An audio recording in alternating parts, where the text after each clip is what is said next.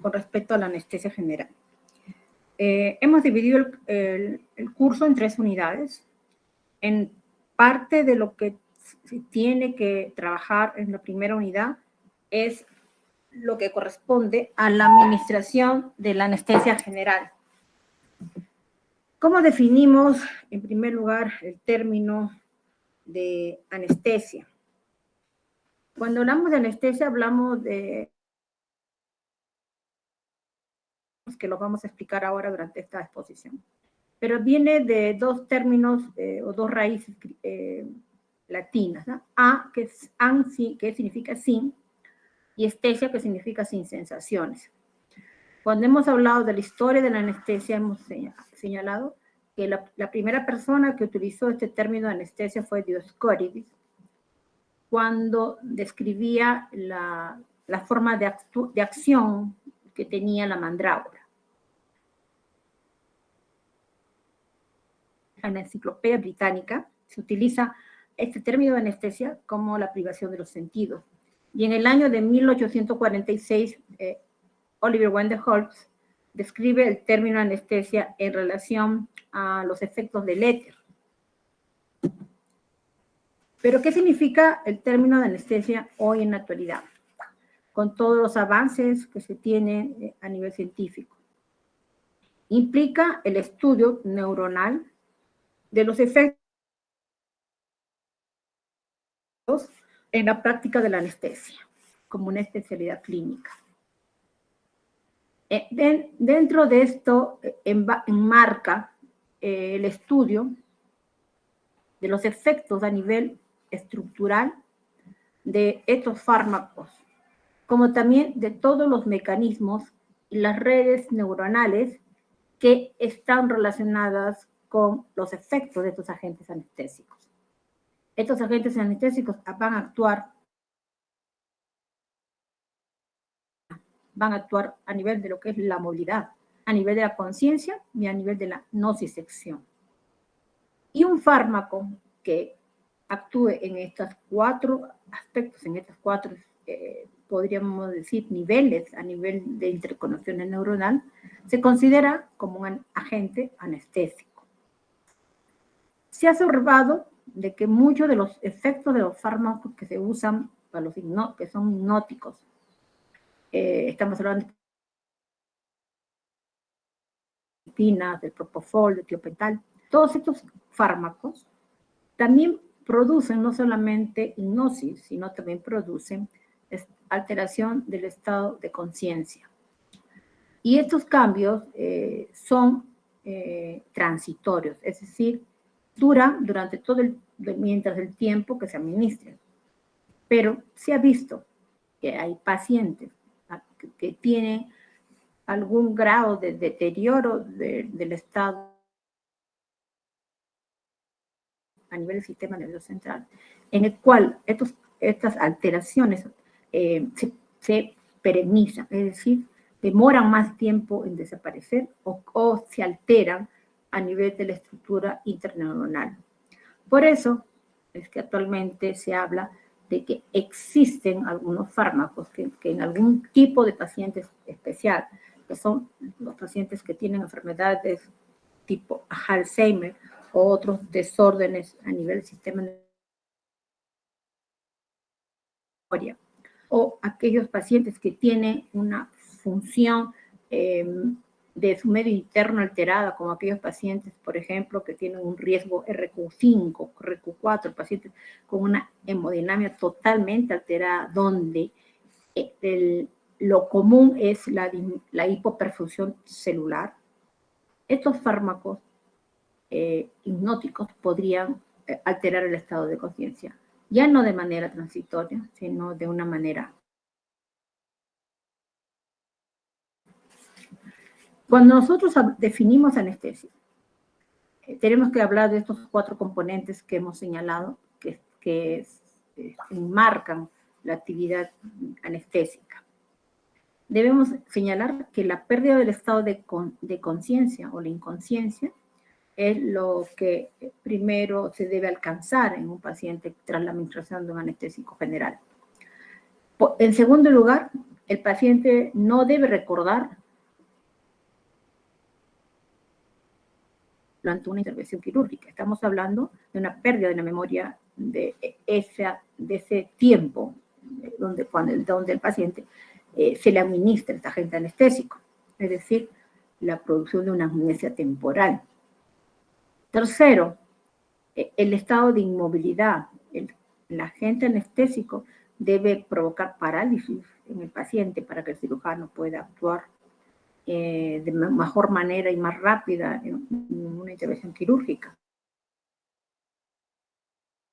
Y a esto se suma el que también el agente anestésico deba cumplir un efecto a nivel del bloqueo de las fibras sensitivas, es decir, la nocicepción.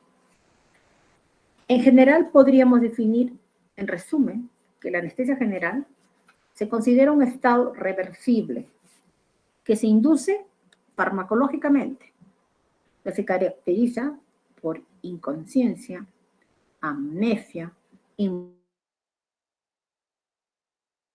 inhibición de la nocicepción. Todo esto asociado a la mantención de una homeostasis interna. Algunos señalan que incluso al estado anestésico se le puede comparar como un estado de coma farmacológico. Sin embargo, sabemos nosotros que el coma es otra condición. Se caracteriza, como vuelvo a repetir, por inconsciencia, amnesia, inmovilidad y nocicepción. Lugares donde actúan los agentes anestésicos, es decir, diferentes blancos moleculares que están distribuidos a nivel de todas las estructuras del sistema nervioso central. Empecemos a hablar de estos efectos. La amnesia. Es el primer efecto que se establece. Incluso la concentración de fármacos para alcanzar la amnesia es muy poca si comparamos. Y es el agente anestésico que actúa a nivel del hipocampo para lograr el estado de amnesia. Para lograr el estado de inconsciencia se requiere una mayor dosis del fármaco y son las estructuras o blancos moleculares que están interrelacionados con este efecto distribuidos a nivel de la corteza y de estructuras subcorticales. Posteriormente tenemos la inmovilidad, para lo cual se requiere mayor dosis, y el sustrato anatómico es la respecto a la nocicepción, también tenemos a nivel cerebeloso la ubicación de los receptores que tienen que ver con la inhibición del dolor, como también receptores a nivel del tronco espinal. La anestesia entonces va a producir que la persona del estado de vigilia pase a un estado de sedación en primer lugar, a mayor concentración a un estado de hipnosis y a mucho mayor concentración del fármaco a un estado de anestesia. La amnesia, como volvemos a repetir, se ubican los receptores o blancos moleculares a nivel del hipocampo. Algunos señalan también a nivel de la amígdala, la corteza frontal, entorrinal y perineal. Y son los receptores GABA A5 los que se han determinado ser los blancos moleculares que van a mediar la amnesia en los pacientes, para lo cual se requiere poca concentración de agente anestésico. Acá vemos en este cuadro, en el eje de las axis, un agente, en este caso, un agente inhalatorio, el MAC, que hemos hablado con los alumnos de práctica, y que es un MAC bajo para que el paciente pase un estado de amnesia. No necesitas tener un MAC muy alto para lograr el efecto de la amnesia en un paciente. Mientras que para el estado de inconsciencia, ¿no? Los efectos se dan a nivel de los núcleos subcorticales. Se produce una desintegración cerebral, por lo que se hace incapaz de que el paciente pueda responder a estímulos externos. Y, como digo, son a nivel de la corteza y los núcleos subcorticales los blancos moleculares para este efecto. Se ha visto que la inconsciencia que es inducida por agentes anestésicos en seres humanos se ha visto que la actividad eléctrica del electroencefalograma se enlentece y hay una pérdida de la sincronía de la respuesta. Para alcanzar la inmovilización se requieren mucho mayores concentraciones de agentes anestésicos y el nivel de los blancos moleculares a nivel se ubicarían a nivel de la médula espinal y no a nivel cerebral. Y estarían correlacionados con una disminución de la excitabilidad de las motoneuronas a nivel de la médula espinal. Hay agentes intravenosos como el propofol, por ejemplo, que establecen la inmovilización a altas dosis a nivel de receptores GABA-A y a nivel de receptores de glicina, ubicados a nivel medular. Entonces tenemos que hay blancos moleculares que actúan a nivel cortical y tenemos blancos moleculares que actúan a nivel subcortical. Dentro de lo que se refieren a blancos moleculares que actúan a nivel subcortical, tenemos básicamente todo lo que son blancos moleculares para la antinocicepción y la inmovilidad. ¿Cómo actúan estos agentes anestésicos generales en estos lugares que hemos mencionado? En primer lugar, provocan una depresión del sistema nervioso central. Es decir, van a modular la transmisión sináptica tanto en los centros supraespinales como en los centros espinales. Hay varias teorías de cómo actuarían estos agentes, ¿no? En el año de 1960, el doctor Elmo Heger, el término de MAC, ¿no?, que es la concentración alveolar mínima. Esto se utiliza para los agentes anestésicos inhalatorios, que define la concentración a nivel alveolar necesaria para que un paciente frente a un estímulo quirúrgico no se mueva. En esta teoría de Edmund Heger se sumó la teoría de Meyer-Overton al inicio del siglo XX, que indicaba que la acción de estos agentes anestésicos, liposolubilidad de este agente, o sea, mayor liposolubilidad, había mayor potenciación de efecto. Pero ya en el año de 1984 hay una publicación de los doctores Neil Franz y Dick Leaf, quien señala que no es, los blancos moleculares no son zonas estructurales altas en grasa, ¿no?, sino que actuaban a nivel de las proteínas. Saben de que no es en un solo lugar o en un solo blanco molecular donde actúan los agentes anestésicos, sino actúan en varios lugares, por eso se habla de una teoría múltiple, ¿no? Es en diferentes blancos moleculares donde actúan los agentes anestésicos para producir diferentes efectos clínicos. Entonces hemos hablado que actúan a nivel del tálamo y sistema reticular para ver el grado de inconsciencia, para ver lo que es la amnesia, a nivel de la médula espinal, con respecto a la inmovilidad y a la nocicepción. Entonces, estos agentes anestésicos actúan a nivel del sistema nervioso central, provocando una depresión en las neuronas, ya que el receptor GABA disminuye el potencial o la capacidad potencial de acción y con ello la transmisión del impulso eléctrico, disminuyendo la excitabilidad neuronal. El lugar puede ser tanto a nivel presináptico como a nivel sináptico. Por otra parte, los agentes anestésicos, al actuar en diferentes lugares, tienen diferentes efectos clínicos. El lugar más importante donde actúan es en la sinapsis, donde pueden producir efectos diversos, como son para que se liberen los neurotransmisores. Puede haber también inhibición de neurotransmisores excitatorios y puede también haber una intensificación de la neurotransmisión inhibitoria, ¿no? Como señalamos, todos los agentes anestésicos actúan en diferentes lugares y que tienen diferente estructura química, producen los efectos que hemos señalado, ¿no? Sedación, amnesia, inmovilidad, pese a que tienen diferentes estructuras físico-químicas.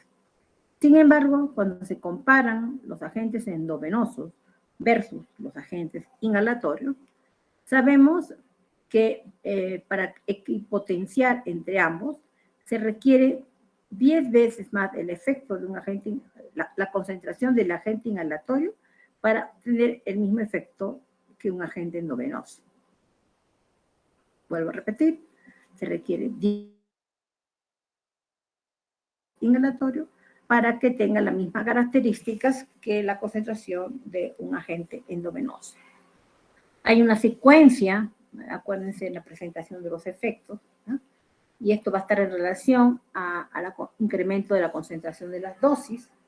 Sabemos que a dosis más bajas se va a obtener primero la amnesia, posteriormente la inconsciencia y por último la inmovilidad, como vemos en este cuadro. En este caso el cuadro es con el propofol. A menor concentración plasmática del propofol vamos a tener sedaciones superficiales. A mayor concentración, sedación moderada. A mayor concentración, hipnosis y por último, inmovilidad.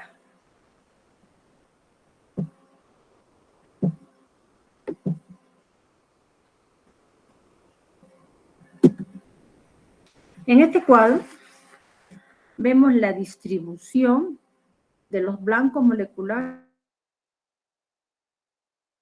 de agentes anestésicos. Tenemos los dependientes de canales de potasio, los nicotínicos muscarínicos, los GABA, los NMDA, los serotonina, AMPA y kainato. El receptor GABA es el receptor que donde actúa casi podríamos decir el 100% de los agentes anestésicos. Por ejemplo, agente endovenoso. El propofol actúa a nivel de receptores GABA, haciendo una potenciación de la acción inhibitoria. Los barbitúricos, de igual manera, como el letomidato. Mientras que la ketamina, ¿no?, que provoca una inhibición de la acción inhibitoria de la excitación, y por eso se habla de una potenciación menor del efecto de un agente como es la ketamina.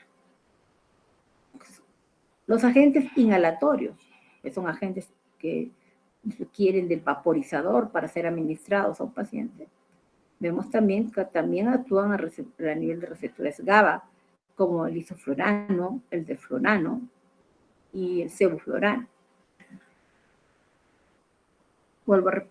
Vuelvo a señalar, son diferentes agentes, pero actúan en receptores, ¿no?, muchos de ellos no específicos para ese agente anestésico, ¿no?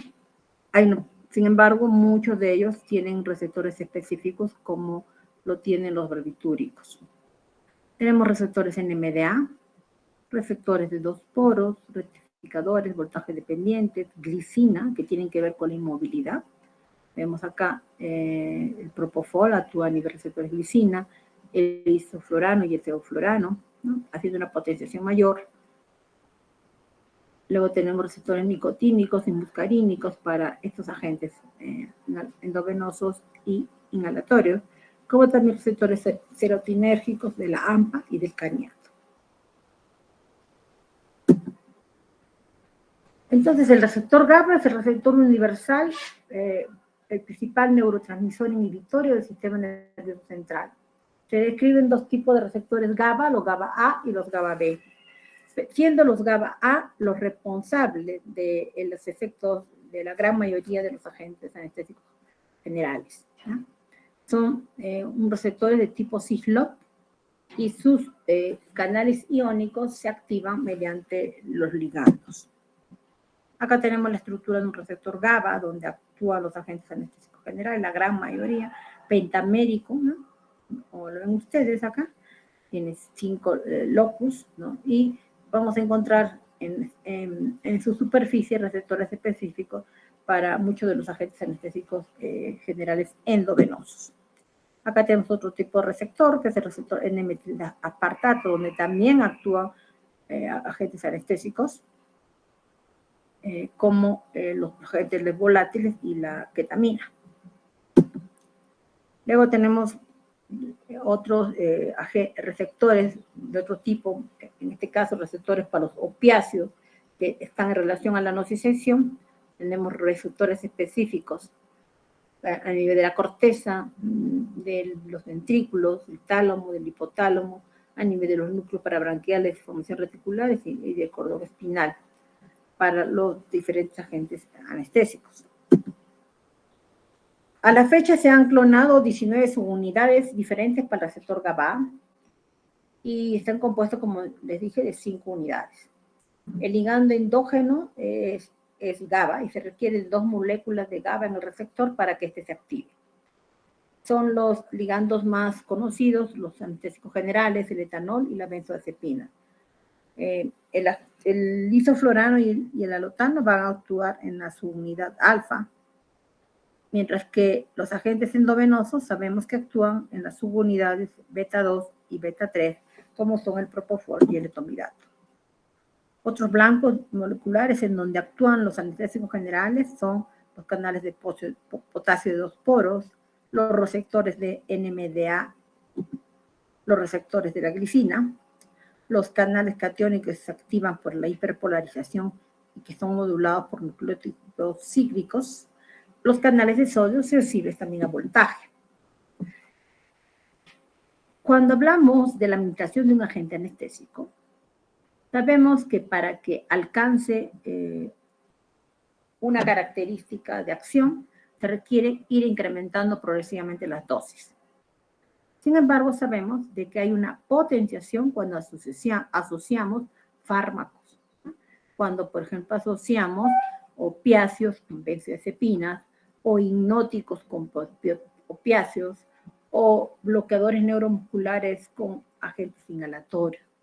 Por eso que actualmente se aprovecha de esta situación de potenciación para disminuir la concentración de los agentes de los anestésicos y aprovechar esta capacidad de sinergia para trabajar de manera más segura en un paciente.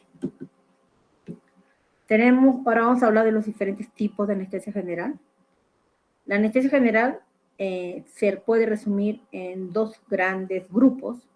La anestesia general de administración eminentemente pura inhalatoria, donde solamente usamos el agente inhalatorio para administrar la anestesia al paciente. Antes de ello debo mencionar que el procedimiento de anestesia tiene 3 fases. La fase de inducción, que es la fase previa a la laringoscopía o la colocación de un dispositivo supraglótico de ventilación. Luego tenemos la fase de mantenimiento, que es la fase durante toda la intervención quirúrgica. Y luego tenemos la fase de despertar del paciente, ¿no? Donde procedemos a retirar el dispositivo de manejo ventilatorio en el paciente y el paciente se despierta. Entonces, cuando nosotros hacemos una anestesia general inhalatoria pura, nosotros utilizamos el agente inhalatorio en estas 3 fases, desde la inducción, desde el mantenimiento y en el despertar. Cuando hacemos anestesia general intravenosa total, también llamada TIVA, nosotros utilizamos el agente anestésico endovenoso en la fase de inducción, en la fase de mantenimiento y en el despertar del paciente. Pues tenemos 2 grandes grupos, general inhalatoria y endovenosa, TIVA. Tenemos las mezclas, que se llama la anestesia general balanceada, donde yo uso en la primera fase de la anestesia, en la fase inductiva, utilizo agentes endovenosos. Para el mantenimiento, utilizo agentes inhalatorios y para la despertar, al paciente se le retira la administración del agente inhalatorio. Esa es la anestesia general balanceada. Luego tenemos las anestesias combinadas. ¿Qué es una anestesia combinada? Es cuando yo administro anestesia general de cualquier tipo, más un bloqueo regional. ¿Con qué finalidad? Con la finalidad de manejar el dolor del paciente con la utilización de un bloqueo, ¿no? Con el depósito de un anestésico local. Entonces, esta sería la combinada. Luego tenemos la anestesia regional propiamente dicha, que lo vamos a hacer en la segunda unidad. Y luego tenemos los procedimientos de sedación consciente, que son aquellos procedimientos en el cual tú administras un hipnótico a un paciente para procedimientos cortos de 5 a 10 o 15 minutos. Y el paciente y los agentes que se utilizan eminentemente son agentes endovenosos. Vamos a hablar ahora de la anestesia general inhalatoria. Para poder administrar un agente inhalatorio a un paciente en el quirófano, necesitamos contar con una máquina de anestesia, como la estoy señalando en la diapositiva. O sea, debo yo tener una máquina de anestesia que debe tener un vaporizador y en el vaporizador debe contener un agente inhalatorio. ¿Cuál es el agente inhalatorio que más usamos? Es el sevoflurane, por características muy beneficiosas para el paciente y para la anestesia del sevoflurane. Entonces tenemos el vaporizador donde yo deposito el sevoflurane y es el vaporizador quien con oxígeno más, pues la máquina también me administra oxígeno. Esa mezcla de oxígeno y el gas se vaporiza, disculpen, del sevoflurane se vaporiza y ingresa al paciente a través de un sistema respiratorio, como vemos acá en la diapositiva. Este sistema respiratorio consta de una rama inspiratoria y de una rama expiratoria, como lo hemos visto en las prácticas. En la rama inspiratoria va a ingresar el oxígeno con el agente inhalatorio. Este a su vez ingresa al paciente a través del tubo endotraqueal o a través de un dispositivo supraglótico de administración de ventilación e ingresa al alveolo y del alveolo se absorbe. En el alveolo es absorbido en la sangre arterial para llegar al cerebro donde va a hacer su efecto. El agente inhalatorio luego pasa nuevamente a la sangre y se elimina tanto por vía inhalatoria por vía renal. Son los dos lugares para eliminación de un agente inhalatorio. Pero en la fase de eliminación por vía ventilatoria, no solo estamos eliminando los restos del seborane, que no son, y el CO2. Ingresa nuevamente a la máquina de anestesia en un circuito cerrado y acá hay un elemento que ya les señalé que se llama la cal soldada. Acá van a ver un tanque en todo ventilador donde ingresa todo lo que el del paciente egresa y se absorbe el CO2 y el vapor de agua. Y los metabolitos, ciertos metabolitos se eliminan al medio ambiente o a un sistema de eliminación externo y reingresa al paciente, porque es un circuito cerrado, nuevamente el seborane con el oxígeno más parte de los restos que son reingresados al paciente. Y esto es de esa manera que es el circuito que hace el agente inhalatorio. Nosotros hemos hablado del MAC, que en el año de 1985 fue desarrollado con la finalidad de darle una característica que permitía comparar y también permitía nosotros en el ventilador del paciente, graficar para saber cuál era la concentración ideal que requería el paciente tener circulando en sangre y a nivel alveolar, deseado, el efecto de hipnosis, amnesia e inmovilidad. Esto se llamó el MAC, la concentración alveolar mínima necesaria para que el paciente frente a una anoxia quirúrgica no se muera. Para ello se requería alcanzar concentraciones entre la rama inspiratoria, el alveolo, el cerebro y la sangre. Esta concentración ideal es lo que llamamos el MAC. Como ven ustedes, el agente inhalatorio atraviesa muchas barreras para llegar al lugar último donde actúa, que es a nivel cerebral, ¿no? Debe pasar por un corrugado, debe pasar por un tubo de traqueostomía, tiene que ser absorbido a nivel alveolar, ¿no? Entonces, todas estas barreras son lugares donde puede alterar la perfusión o la absorción del agente anestésico en el paciente. Si el corrugado es muy largo, si el corrugado está humedecido o hay rotura en el corrugado, si la conexión entre el corrugado y el tubo endotraqueal en el paciente también se dobla, puede haber alteraciones. Si el paciente tiene un proceso respiratorio, ahí hay deficiencia de absorción a nivel alveolar por múltiples patologías que el paciente puede tener, también podemos tener alteración en la absorción, como también cuando hay hipotensión y no hay un adecuado flujo arterial. Son diferentes niveles donde pueden haber alteraciones en la absorción. ¿Cómo actúan los agentes inhalatorios? El mecanismo exacto es desconocido. Ustedes saben que actúan a nivel de las células neuronales, interfiriendo en la entrada de sodio para que se genere un potencial de acción, siendo el receptor específico el receptor GABA-A de cloro dependiente, ¿no? Que es un transmisor sináptico inhibitorio. ¿Cuál es la farmacocinética de los agentes inhalatorios? Como ven ustedes, ¿no? Se captan y se absorben a través desde el vaporizador hacia la vía respiratoria, ¿no? En ese lugar se capta y se absorbe. Se distribuye por nivel sanguíneo para llegar a nivel cerebral. Es en este lugar a nivel pulmonar y a nivel sanguíneo donde se elimina, metaboliza y luego se elimina por vía respiratoria y algunos de ellos, por muy escaso porcentaje, por vía renal.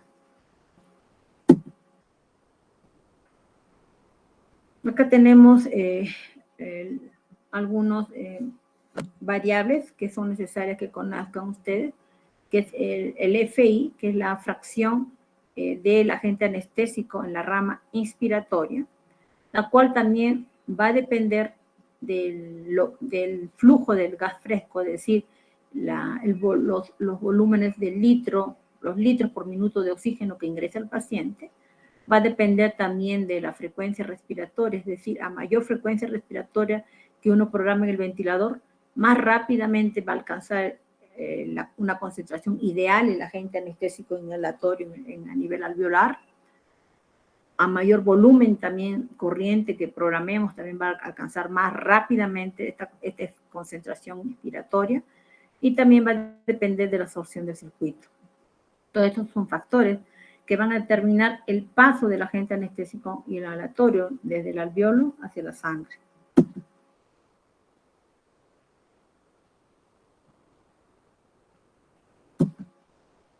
Cuando comparamos los agentes anestésicos inhalatorios, ¿no? Cada uno tiene una característica un poco, podríamos decir, diferente.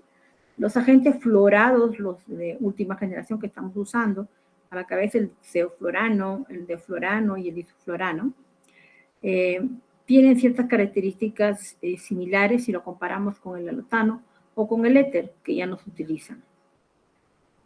A medida que pasen las horas o el tiempo de anestesia en el cual el paciente se le expone a este agente inhalatorio, vemos en este cuadro que a mayor tiempo más tiempo el paciente también va a demorar en despertar. Cuando nosotros cerramos el ingreso del Seborane al circuito. Se ha visto el deflorane que se probó, actualmente esta gente en inhalatorio, este gas anestésico todavía se usa, sin embargo requiere un vaporizador eléctrico que actualmente por lo menos en el salud no lo contamos. Nosotros tenemos vaporizadores para sevoflurano y isoflurano en las nuevas máquinas de anestesia que tenemos y vemos que a mayor tiempo de exposición, de igual manera se mantiene casi en el tiempo, minutos que el paciente va a despertarse. Por ejemplo, yo desconecto el deflurano administrado a un paciente y vamos a ver que al minuto ya el paciente se está despertando.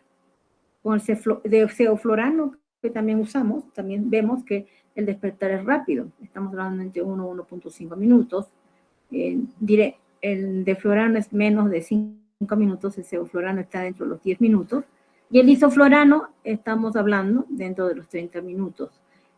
La particularidad de por qué se demora más el despertar con el isoflurano es porque tiene una mayor absorción a nivel del sistema vascular y se deposita en tejidos grasos, a diferencia del sevoflurano y el deflurano que no tienen esta característica. El alotano ya no lo usamos, fue usado por muchos años como el agente anestésico inhalatorio ideal. Sin embargo, por su hepatotoxicidad, por su efecto de, sobre todo, depresor del sistema cardíaco más intenso que los demás agentes, ya no se utiliza en la actualidad. Hemos hablado del MAC, o ya también llamado CAN en castellano, que es la concentración alveolar que un agente anestésico debe tener a nivel del alveolo para que frente a un estímulo no haya una respuesta motora. También me permite el MAC o el CAN comparar agentes anestésicos inhalatorios. No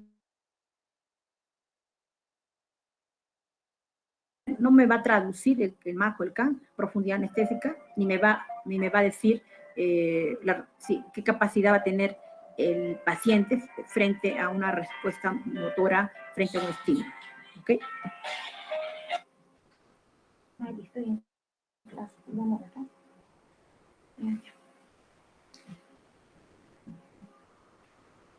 Entonces, yo puedo comparar así el MAC, por ejemplo, del sevoflurane con el MAC de otros agentes anestésicos.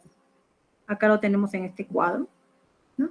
Por ejemplo, vemos que el MAC o el CAN del sevoflurano está entre 1.8 a 2.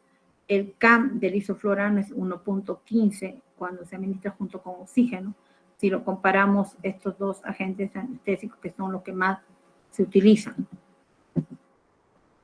Con respecto a las acciones que tienen los agentes inhalatorios, todos ellos producen una depresión del sistema nervioso central y algo bueno es que el índice metabólico cerebral no se disminuye, sino que se incrementa. Lo mismo que el flujo sanguíneo cerebral y la presión intracraneana. Dependiendo eso también de la concentración que se utilice del agente inhalatorio. A nivel pulmonar es un agente broncodilatador, ¿no? Todos se comportan como broncodilatadores. Sin embargo, tienen una característica de ser purgentes, es decir, cuando uno lo inhala pueden producir ardor, irritación, picor, y no son muy agradables, sobre todo cuando lo utilizamos en los niños. Que si lo comparamos con otros agentes, como el alotano, por ejemplo, que era mucho más purgente, el sevoflurano es mucho más agradable, pero a pesar de eso es rechazado, sobre todo por los niños. A nivel cardiovascular, provoca vasodilatación y es un cardioprotector. A nivel del hígado, se ha visto que el alotano es hepatotóxico. El sevoflurano, hay algunos experimentos que se han hecho, sobre todo en ratas, que dicen que a concentraciones muy altas podrían provocar neurotoxicidad.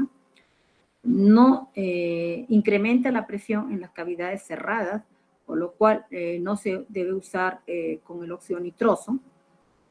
Puede producir náuseas, vómitos, escalofríos.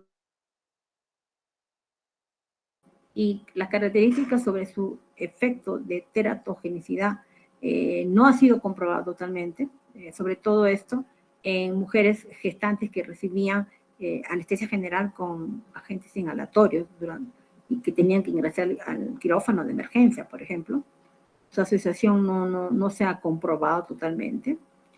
Y otro de los efectos que se tiene complicaciones es que pueden desencadenar la hipertermia maligna en aquellos pacientes que son portadores del gen de hipertermia maligna. Con respecto a la clasificación, tenemos a los que son fluorados y no fluorados, siendo los fluorados los que más utilizamos, el isoflorano, el deflorano, el desflorano, y los no fluorados ya no se utilizan en quirófano. Con respecto a sus características, el sevoflurano, por ejemplo, tiene una acción de a los 2 minutos que uno lo está administrando a un paciente. Y su efecto, dependiendo, como le digo, del grado, del porcentaje de la concentración que se le ha hecho inhalar al paciente, puede durar hasta de 4 a 14 minutos. Provoca, los efectos secundarios es que puede provocar una excitación del sistema nervioso central, la cual es por escasos segundos. Y luego tiene un efecto broncodilatador, que es bueno, ¿no? Sobre todo en pacientes asmáticos, pero provocan hipotensión y relajación muscular cuando se administran altas dosis. El sevoflurano se metaboliza en el hígado y se excreta por vía pulmonar casi un 95% y por vía renal en el resto de porcentaje. En lo que concierne al isoflurano, que también es otro agente inhalatorio que se utiliza en quirófano, este tiene un inicio de acción recién a los 5 minutos y su duración de efecto es de 10 a 15 minutos. El CAN con oxígeno es de 1.15. Dentro de los efectos secundarios que produce es la hipotensión. A diferencia del sevoflurano, provoca taquicardia, hipercapnia, es irritativo, se les hace inhalar, y su eliminación es 95% por vía pulmonar y solo un 0.2% por vía hepática. Estos son los valores del CAM que les señalé al inicio. El sevoflurano, si vemos, el CAM también varía de acuerdo a la edad del paciente. Si tenemos un niño que es menor de 1 año, el CAM del sevoflurano va a ser de 3, en niños mayores de 1 año, 2,6, y en pacientes ancianos desde 1.45. El isoflurano, el CAM en menores de 1 año de 1.87, en niños es de 1.6 y en pacientes de edad avanzada 1.05. ¿no? Esto es importante de estos agentes inhalatorios que son los que más utilizamos en quirófano. Y acá tenemos los frascos donde tenemos los diferentes agentes inhalatorios. Tenemos el alotano, que ya no utilizamos, el enflurano, que ingresó en el año 1972 por un poco tiempo, pero después se retiró del mercado, el isoflurano, que lo seguimos usando, que ingresó al mercado en el año de 1981, el sevoflurano, que es lo que más usamos, que ingresó al mercado en el año de 1994, y el deflorane en el año de 1992. Acá tenemos los vaporizadores que vamos a encontrar en las máquinas de anestesia. Acá tenemos el de sevoflurane, que es el color amarillo característico de este vaporizador, que tiene como función de pasar del estado líquido al estado de gas los agentes inhalatorios, ¿no? Es su objetivo es transformar entonces en anestésico, controlar también el vapor y el flujo de los gases inhalatorios. También los vaporizadores tratan en una pequeña medida compensar la temperatura del gas que ingresa al paciente, compensar también las fluctuaciones de presión y tiene a través de la concentración a administrar al paciente. Y eso sería con respecto a la clase de lo que es el día de hoy de anestésicos generales. Nos estaría faltando la clase el siguiente miércoles, que tendríamos la clase de propofol, ketamina y otros agentes hipnóticos, y la subsiguiente clase para combinar toda la teoría y dar el pase al examen. Preguntas sobre la clase de hoy, por favor. ¿Está todo claro? Todas las clases están ya en el aula virtual para que ustedes puedan ir leyendo. Preguntas a los alumnos.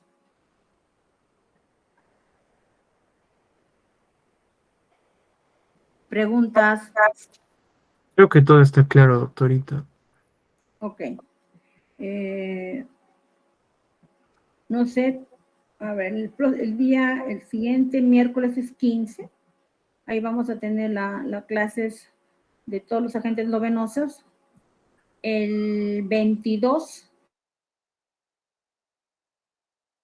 seminario. Estaríamos avanzando los seminarios ya, ¿no? El día 22. Porque ustedes son bastantes grupos. Porque yo debo ingresar notas del 28 al 2 para tener las notas del seminario y del examen.